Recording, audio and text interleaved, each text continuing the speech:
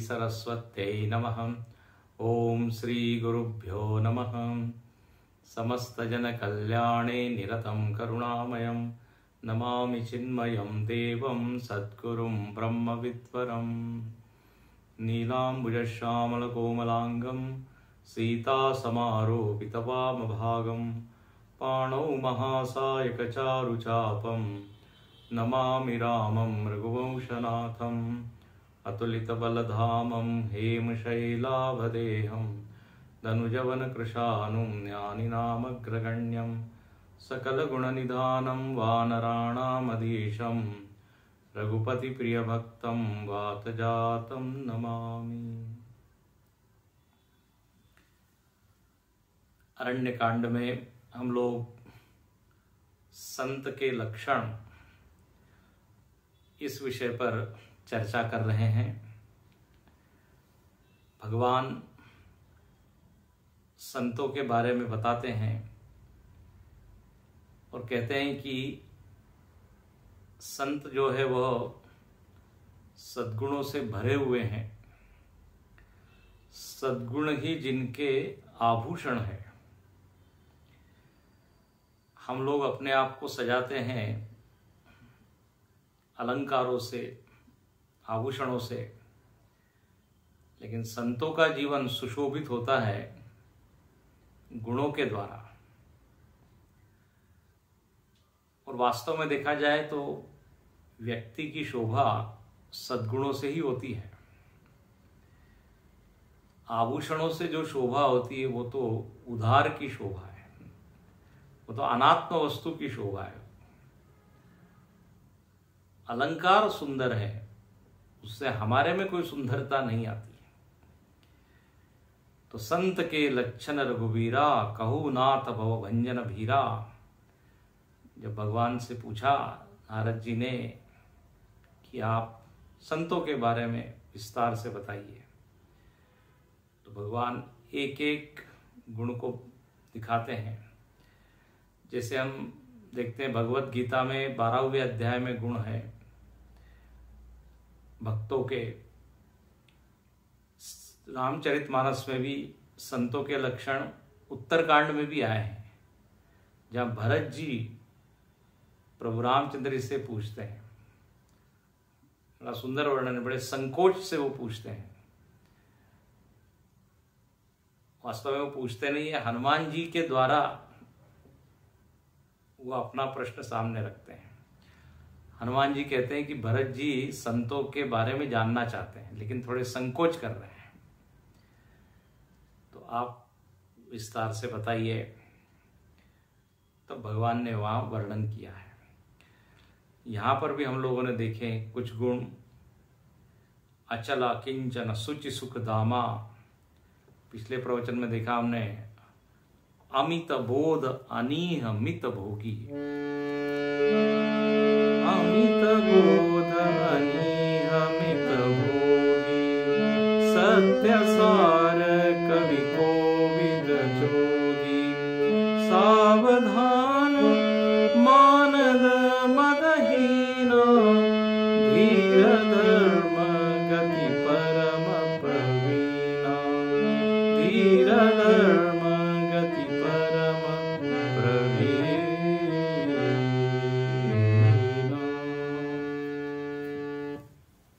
अमित बोध,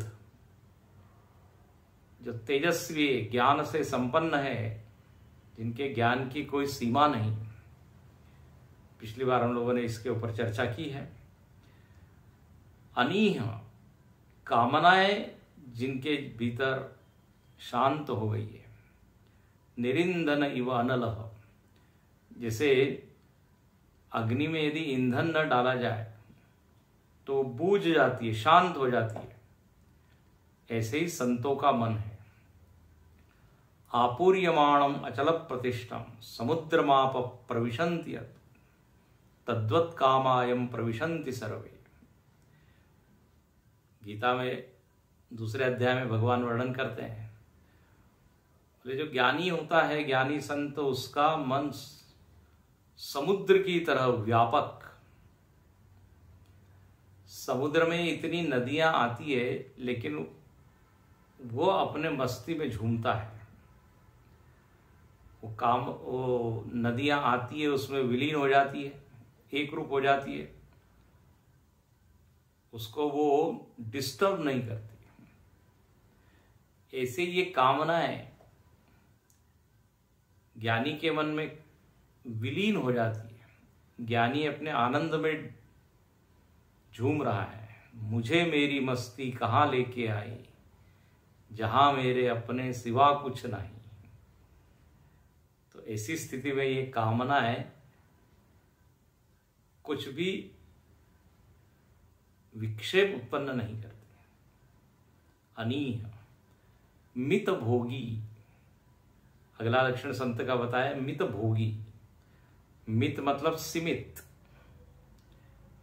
जिसके भोग जो है वो कैसे हैं, सीमित है। इसका अर्थ है कि संयमित है। भोग शब्द के अनेक अर्थ है, लेकिन हम प्रारंभ करते हैं। भोग मतलब भोजन, भोजन का जो हम आस्वादन लेते हैं उसको कहते हैं भोग करना। भगवान को जब आप नैवेद्य चढ़ाते हो तो क्या बोलते हैं, भोग लगाया। भोग लगाया कि नहीं भगवान को, भोग लगाने के बाद फिर हम भोजन करेंगे, ऐसा हम लोग बोलते हैं। तो भोग का वहां अर्थ होता है भोजन को समर्पित करना, पहले भगवान को खिलाना। तो यहां पर वर्णन ये है कि जो संत है वो भी भोजन तो करता है, बिना भोजन के तो शरीर चल नहीं सकता। लेकिन उस भोजन में जो मात्रा है वो है मित, मतलब अति नहीं खाता, बहुत नहीं खाता, संयमित है। जैसे भगवत गीता में कहा, युक्ताहार विहारस्य युक्त चेष्टस्य कर्मसु, जिसका आहार विहार युक्त है। युक्त शब्द का अर्थ है कम भी नहीं, ज्यादा भी नहीं, बिल्कुल जितना चाहिए। इसका अर्थ यह है कि वो भोजन में बहुत ज्यादा आसक्त नहीं है, भोजन में उसकी सुख बुद्धि नहीं है, उसकी तृप्ति भोजन में नहीं है, उसकी तृप्ति तो आत्मा में ही है। आत्म तृप्तश्च मानव कहा है। लेकिन अब शरीर चलाने के लिए कुछ तो उसको ग्रहण करना पड़ेगा। तो मित भोगी यदृच्छा लाभ संतुष्ट। भोजन के भी अनेक नियम बताए हैं साधुओं के लिए। भिक्षान्न मात्रेण चतुष्टिवंत कौपीनवंत खलु भाग्यवंत। भिक्षा के द्वारा वो क्या करे, अपने आप को संतुष्ट करे। और भिक्षा में ऐसा है, आप ये नहीं कह सकते कि हमको और चाहिए और चाहिए, जो मिल जाए उसमें संतोष। इसको कहते हैं मित भोगी। साधन पंचकम में शंकराचार्य जी ने बड़ी अच्छी सूचनाएं दी है, आदेश दिया है साधकों के लिए। शुद्ध व्याधिश्च चिकित्सताम प्रतिदिनम भिक्षौषधम भुज्यताम स्वादवन्नम न तु याच्यताम प्रतिदिनम भिक्षौषधम भुज्यताम। कहते हैं कि प्राप्ते न संतुष्टता। कहते हैं ये जो भोजन है, ये भोजन मतलब औषधि के रूप में इसको आपको ग्रहण करना चाहिए। भूख एक रोग है, रोग का निदान या उपचार औषधि से होता है। तो ये भूख नाम का रोग लगा हुआ है, रोज ये रोग आता है, 2 बार 3 बार, तो औषधि कीजिए। अच्छा, औषधि में आप कोई बहुत ज्यादा तो उसको ग्रहण नहीं करते, बिल्कुल। डॉक्टर कहता है 4 बार लो, तो हम कहते हैं 3 बार से काम नहीं चलेगा क्या। उसको कम कम करना चाहते हैं। मित औषध। ऐसे ही यहाँ पर ये संत भूख नाम के इस रोग के लिए ये औषधि नाम जो अन्न रूपी औषधि है उसका मिनिमम सेवन करते हैं। क्योंकि देखिए, यदि हमको साधना करनी है तो हमको जागृत रहना पड़ेगा, सावधान रहना पड़ेगा। बहुत ज्यादा अन्न से तमोगुण बढ़ता है, बुद्धि जो है वो सोती है, इसलिए भोजन के बाद हम देखते हैं नींद आती है। तो इतना ही भोजन करें जिससे हमारा शरीर चले। तो मित भोगी। और कहते हैं स्वादवन्नम न तु याच्यताम। जो भी अन्न मिले उसमें स्वाद की आकांक्षा न करें, स्वाद के बजाय स्वास्थ्य को हमको देखना चाहिए। प्राय ये होता है जो चीज स्वाद में अच्छी लगती है वो स्वास्थ्य के लिए अच्छी नहीं होती है। आजकल तो बहुत भोजन के प्रति लोग सतर्क हो चुके हैं, क्योंकि जो बाजार में मिलता है उसमें इतना मिश्रण है, उसमें इतनी अशुद्धियां हैं, तो बार बार सावधान किया जाता है। ज़्यादा मत खाइए, देख के खाइए, ये मत खाइए, वो मत खाइए। एक अवेयरनेस, एक उसके प्रति सावधानी का भाव आया है, जागृति आई है। अच्छा ही है। एक ओर हम देखते हैं लोग कुछ भी खा रहे हैं, दूसरी ओर व्हाट्सएप पे मैसेज आते रहते हैं, और उस खाने में जो दोष है वो दिखाए जाते हैं। हरी सब्जियां खाइए, फल खाइए, मैदा मत खाइए, चावल, नमक, 5 जो वाइट पदार्थ है कहते हैं वो तो क्या है, पॉइजन है, विष है, ऐसा लोग कहते हैं। तो मित भोगी सबसे अच्छा है। अति सर्वत्र वर्जयत, ये नियम है। सब चीज थोड़ा थोड़ा चलेगा, उसी को युक्ताहार कहा है। अब साधु संत भी खाते हैं, ये मीठा भी खाते हैं, तीखा भी खाते हैं, नमकीन भी खाते हैं, लेकिन कितना खाना, कब खाना, इसका नियम है। तो ये भोग का अर्थ यहां भोजन हुआ। भोग्य पदार्थ जो है भोजन, उसको वो ग्रहण करता है, लेकिन विवेक पूर्वक वो ग्रहण करता है। अच्छा, भोग का दूसरा अर्थ होता है विषय भोग। पंच ज्ञानेन्द्रियां हैं, इन पंच इंद्रियों से विषय का भोग हो रहा है। आंख से रूप का भोग हो रहा है, कान से शब्दों का, संगीत का, नाक से गंध का, स्पर्श से स्पर्श का, स्पर्शेंद्रियों से। तो बोले अब जगत में वो रह रहा है तो निश्चित ही उसकी इंद्रियां कार्य कर रही है, तो इंद्रियों के संपर्क में विषय तो आएंगे और विषयों का भोग भी होगा।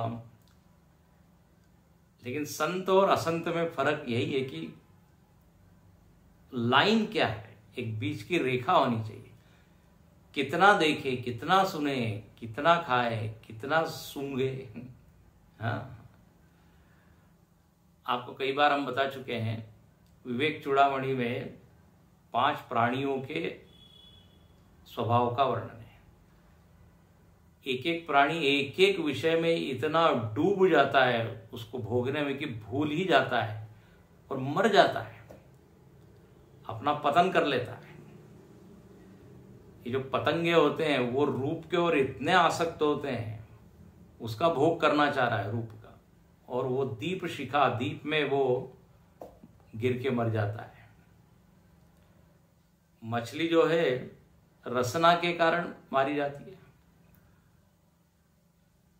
इतना उपलब्ध है मछली को पानी के अंदर, लेकिन जब वो ऊपर से जो चारा डाला जाता है उसमें हुक लगा होता है, उसको मालूम ही नहीं, और वो उसमें उसकी ओर भोगने को जाती है, वो आनंद लेने जाती है और मारी जाती है। तो भोग का अर्थ है कि उसमें आसक्त हो जाना, उसमें डूब जाना, उसमें रम जाना, उसमें लीन हो जाना, देखिए, किसी चीज को देखना बुरा नहीं, लेकिन देख के उसी का ध्यान करना, उसी में आसक्त हो जाना। अब ज्ञानी की भी आंखें खुली रहती है, कान खुले ही रहते हैं, लेकिन मित भोगी, ये बहुत अच्छा शब्द है, मित। संत का एक लक्षण बताया, अल्प संतुष्टि, थोड़े से संतुष्ट हो जाता है बस। लेकिन जो भोगी व्यक्ति होता है, जो आसक्त होता है, वो तो बिना विचार किए उसको बस वही वही वस्तु चाहिए। मित भोगी नहीं, अमित भोगी होता है। फिर उसी को लोग बोल देते हैं ये तो आदी हो गए, व्यसनी हो गए, इसके बिना वे रह नहीं सकते। तो भोग मतलब आनंद तो लेना है जगत में है तो जगत का तो आनंद लेना है, लेकिन उसकी एक सीमा रेखा होनी चाहिए। इसलिए यहां जो शब्द है मित भोगी, सुंदर शब्द है। वो भोग करता है, लेकिन विचार पूर्वक भोग करता है। ईशावास्योपनिषद में बड़ा अच्छा शब्द आया है, तेन त्यक्तेन भुंजी था मां गुरुद कस्य स्विद्धरम। बोले भोग कीजिए, आप आनंद लीजिए, लेकिन कैसा आनंद लीजिए? तो कहते तेन त्यक्तेन भुंजी था, उसके द्वारा त्याग किया हुआ जो भोग है उसका आप आनंद लीजिए। अब उसके द्वारा त्याग किया मतलब क्या? तो उसके द्वारा मतलब ईशेन, ईश्वरेण त्यक्तेन मतलब ईश्वरेण दत्तेन। जो भी विषय हमको मिल रहे हैं भोग करने के लिए, उसमें भावना ये हो कि ये भगवान के द्वारा प्रदत्त है। तेन ईश्वरेण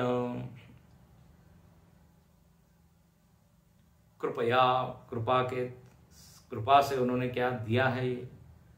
तो भोग करते समय ये भाव रहे कि ये भगवान के द्वारा दिया हुआ है, तो फिर आप देखिए भोग में आसक्ति नहीं होगी। अच्छा, त्यक्तेन का एक और अर्थ बताया, आसक्ति को छोड़ करके आप भोग कीजिए। जैसे आप सिनेमा का हम लोग आनंद लेते हैं, तो मालूम होता है पहले से कि 3 घंटे के बाद ये खत्म हो जाएगा, तो उसमें आसक्ति नहीं होती, मालूम ही है पहले से। तो त्याग पूर्वक भोग, विचार पूर्वक भोग, ये तो यहां पर इस तरह संत के लक्षण में ये सब अर्थ बताया।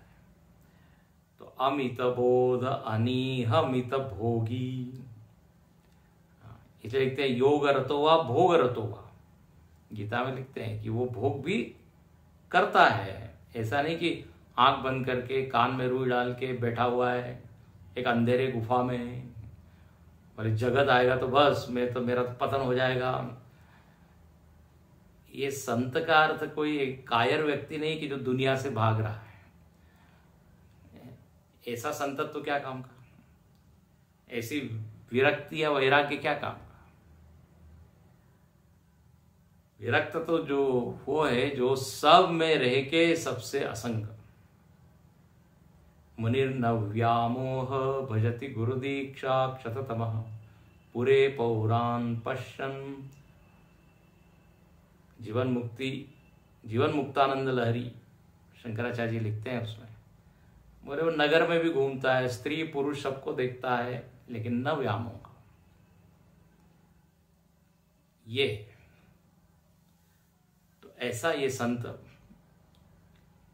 जगत में रहते हुए भी जगत का नहीं होता।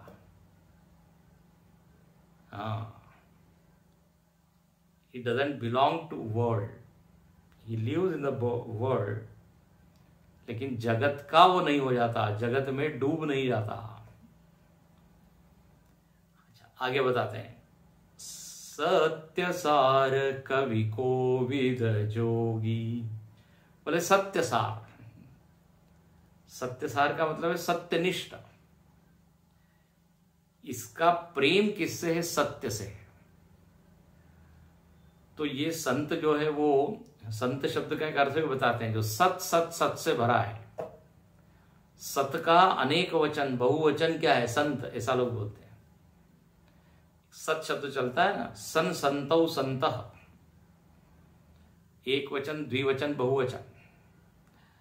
तो बोले जो अच्छाई से भरा हुआ है, सत सत से भरा हुआ है, वो है संत। सत्य और अच्छाई की मात्रा जिसमें भरपूर है, तो सत्य सार, सत्य का प्रेमी है, सत्य का आग्रही है, सत्य में रुचि लेने वाला है। जहां झूठी बातें होती है वहां से वो उड़ जाता है, उसका मन उसमें रमता नहीं। बोले जब झूठ कपट छल इसकी बात हो रही है, मन खराब हो रहा है। तो सत्यमेव जयते, ये वाक्य उसने पढ़ा हुआ है, उपनिषद का ये वाक्य है, सत्यमेव जयते नानृतम, सत्य की ही विजय होती है, मिथ्या या झूठ की नहीं, न अनृतम। अब ऐसा जिसने सुना है, पढ़ा है, वो उसको जीता है। सत्य के लिए वो कष्ट सहन करने के लिए तैयार है। प्राय हम लोग देखिए सत्य का पालन करते हैं, सत्य को मानते हैं, लेकिन जहां थोड़ी उसमें तकलीफ हुई कि धीरे से झूठ का भी सहारा ले लेते हैं। लेकिन यहां पे ऐसा नहीं, बोले कष्ट हो, तकलीफ हो, सत्य सार। भगवान श्री राम इसके उदाहरण है, भगवान कृष्ण उदाहरण है, जिन्होंने सत्य को नहीं छोड़ा। प्राय व्यक्ति अहंकार प्रेमी होता है, अहंकार पे यदि चोट लग रही है तो वो झूठ भी बोल देगा, उसका यदि अपमान हो रहा है तो वो झूठ का सहारा ले लेगा। तो सत्य का वो उपयोग कर देता है, कर लेता है, लेकिन सत्य में स्थिर नहीं रहता। तो कभी सत्य, कभी असत्य। कन्वीनियंस की दृष्टि से वो उसका उपयोग करता है, सहारा लेता है, उससे प्रेम करता है। लेकिन ये ऐसा नहीं है संत। बोले जो सत्य होगा वही हम बोलेंगे, जो सही होगा वही करेंगे, चाहे उसमें कितना ही हमारा नुकसान न हो जाए। बड़ा कठिन है ये। तो सत्य सार, सत्यनिष्ठ, और सत्य उसी को कहते हैं जो हमेशा रहे, जो बदले वो तो है झूठ। झूठ का तो खूब आपने सुना होगा, एक झूठ को छिपाने के लिए 10 झूठ बोलने पड़ते हैं, और वो झूठ जो है वो सामने आ ही जाता है। इसलिए लिखते हैं सत्य न लभ्यस तपसा, आत्म तत्व का ज्ञान उसी को होता है जो सत्य का प्रेमी होता है। जो छल कपट झूठ बेईमानी ये भी सब पाले हुए हैं और सोचता है कि आत्मज्ञान हो जाए और भगवान खुश हो जाए, बोले ये नहीं होता। इसलिए सत्य की बड़ी स्तुति है। सत्यम परम धीमहि, भागवत में शुरुआत में ही मंगलाचरण में बोले हम सत्य का ध्यान करते हैं। सत्यम शिवम सुंदरम, भगवान के नाम है, 3 नाम है। सत्य ही शिव है, सत्य ही सुंदर है। सुंदर सत्य है ऐसा नहीं, सत्य है सुंदर। सुंदर तो कई चीज दिखती है हमको जगत में, लेकिन पास में आने पे वो उसका असली रूप समझ में आता है। लेकिन सत्य एक ऐसी चीज है जो हमेशा ही सुंदर है। तो जो सत्य का पालन करता है वो हमेशा ही सुंदर। श्री हनुमान जी महाराज का वर्णन है सुंदर कांड में। सुंदर कांड को सुंदर क्यों कहते हैं? सुंदर कांड क्योंकि उसमें सत्य का ही वर्णन है, परमात्मा का वर्णन है। उसका जो पालन कर रहा है भक्त, वो भी सत्य का ही पालन कर रहा है। इसलिए सुंदर प्रभु श्री राम जी, श्री हनुमान जी। हनुमान जी सच बोलते हैं, बोले मैंने कुछ नहीं किया, सब आपकी ही कृपा से हुआ है। भले ही दुनिया ये कह रही है कि हमने किया, लेकिन सच तो ये है कि सो सब तव प्रताप रघुराई, नाथ न कछु मोरी प्रभु। अब देखो सच बोल रहे हैं एकदम साफ। बोले आप ही ने भेजा, आप ही की शक्ति से मैं गया, आप ही की शक्ति से वापस आया। शाखा मुर्ग के बड़ी मनुष्य, शाखा ते शाखा पर जाई। अरे मैं तो केवल एक पशु हूं, मेरी क्या हैसियत, एक शाखा से दूसरी शाखा में उछल के जाता हूं, बस ये मेरी शक्ति। इतना समुद्र को लांघना, वापस आना, ये तो आपकी कृपा से ही हुआ है।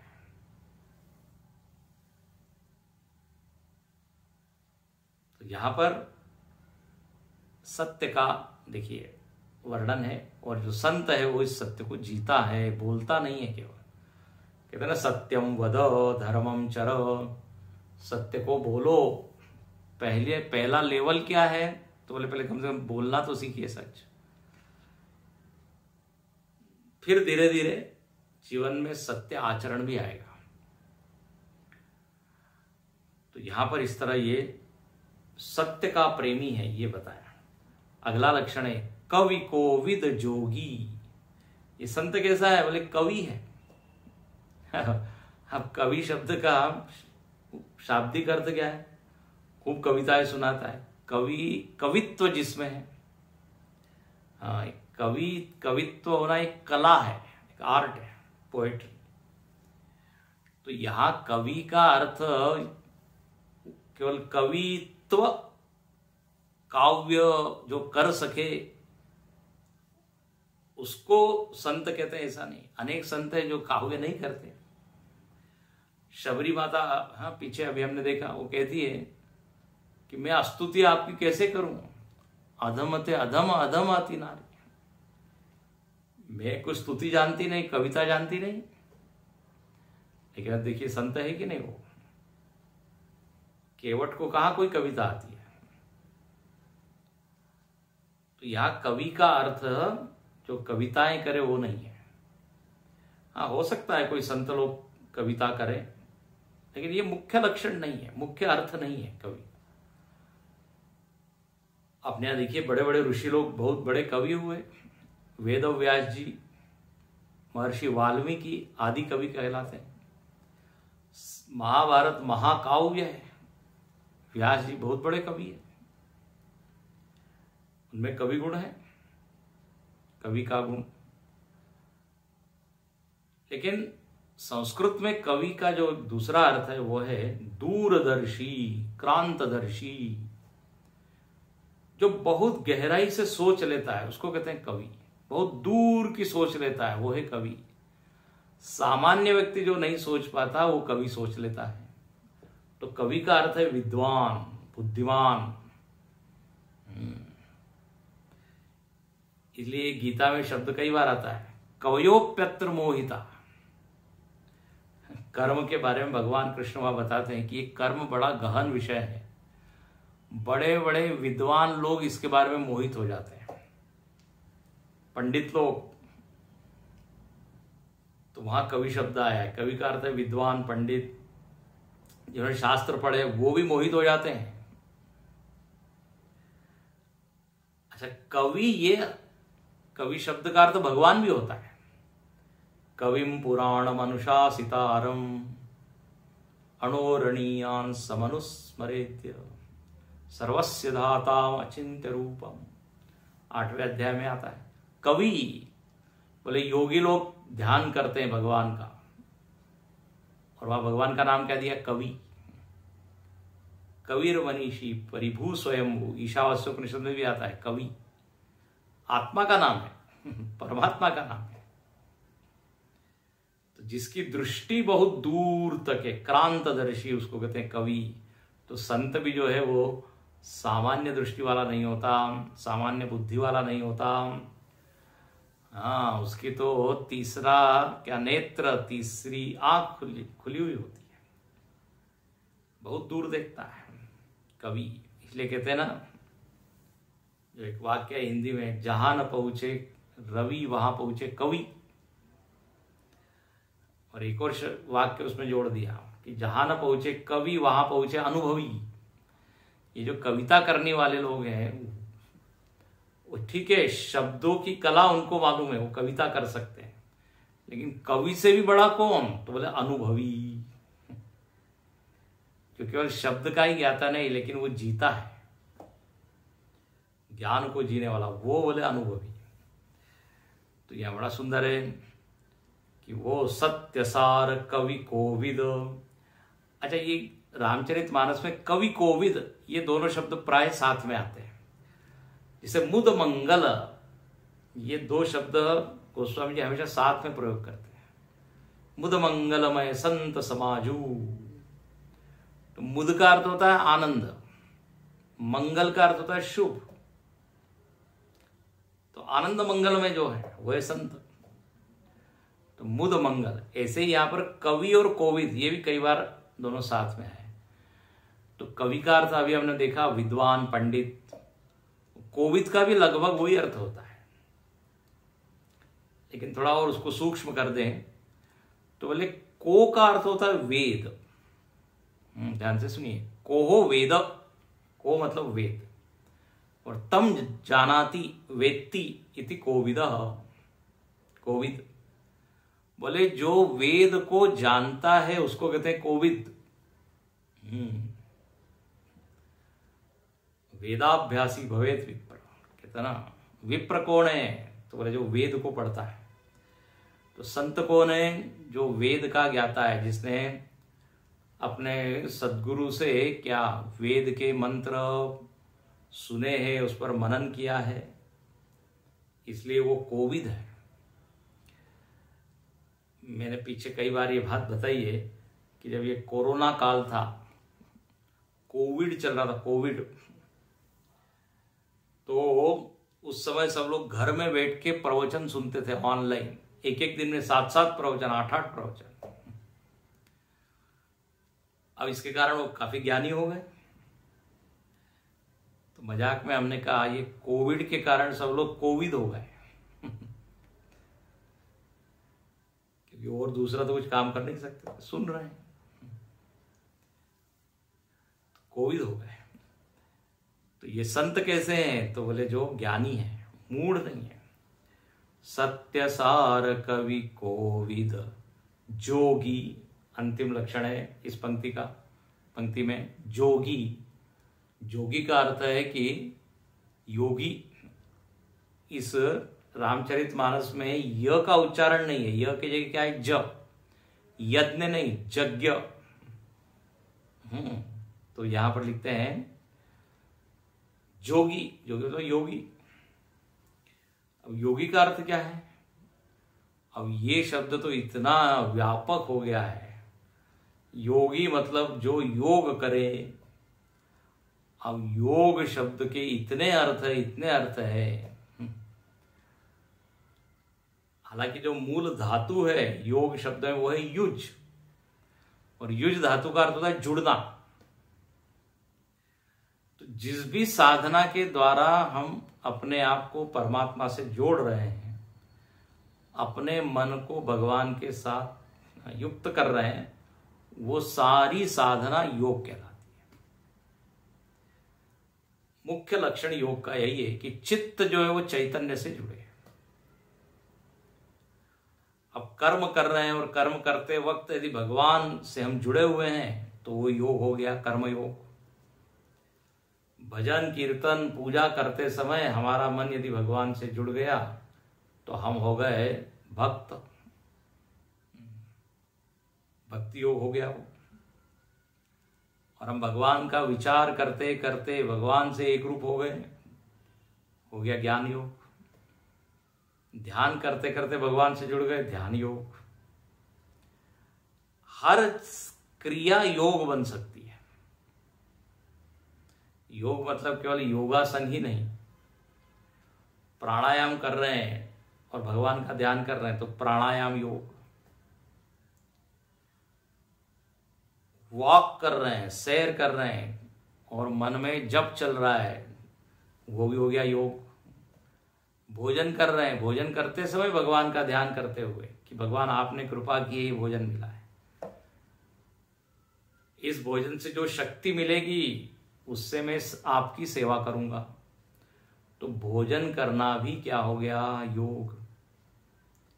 मजेदार बात है, देखना, सुनना, पढ़ना सब कुछ योग है। शर्त केवल यही है कि हम संसार से उस समय न जुड़े रहें।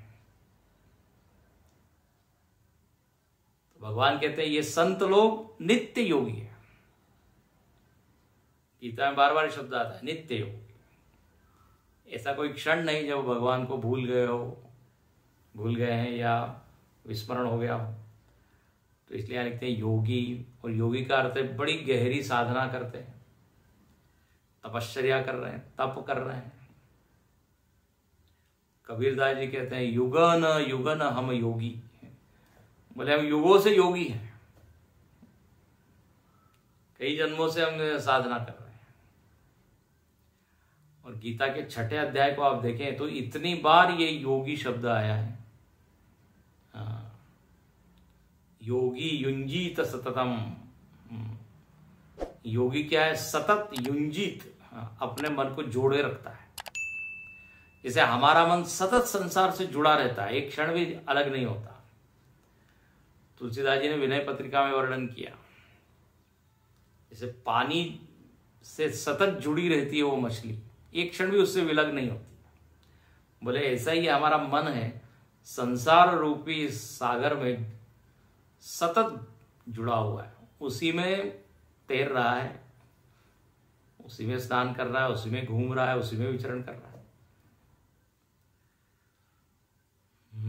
काहे को फिरत मन करत बहु जतन। विनय पत्रिका में बड़ा अच्छा पद है। तो ऐसा यहां पर ये योगी है। तो अमित बोध अनिहमित भोगी, सत्य सार कवि कोविद जोगी। इस तरह इस एक पंक्ति में 1 2 3 4 5 6 7 लक्षण बताए। अब अगला लक्षण क्या है? सावधान मानद मदहीना। संत का एक लक्षण है सावधान, सतत वो सतर्क है, जागृत है। सावधानी का नाम ही साधना है, संत लोग कहते हैं। तो कहीं मेरा मन विषयों में तो नहीं भटक रहा है, कहीं मेरी साधना कम तो नहीं हो रही है, कहीं मेरी पूजा जप इसमें प्रमाद तो नहीं हो रहा है, मेरा मन ये सब करते समय बाहर तो नहीं भटक रहा है, सावधान। तो साधना करते समय वो सतत सावधान रहता है। इसको देखेंगे अब अगले प्रवचन में। ओम पूर्णमदः पूर्णमिदं पूर्णात् पूर्णमुदच्यते पूर्णस्य पूर्णमादाय पूर्णमेवावशिष्यते। ओम शांति शांति शांति। हरि ओम। श्री गुरुभ्यो नमः। हरि ओम।